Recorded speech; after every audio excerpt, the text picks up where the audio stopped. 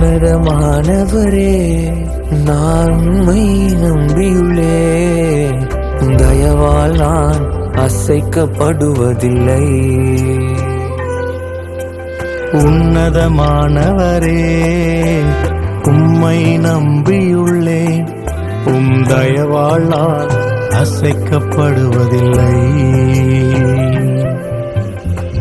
தீயோன் சூழ நினைத்தாலும், குழியில் தள்ள முயன்றாலும், என் நம்பிக்கைக்கு பாத்திரரே. பாதையெல்லாம் முடிந்தாலும், நிலை எதுவாயிருந்தாலும், என் நம்பிக்கைக்கு உரியவரே.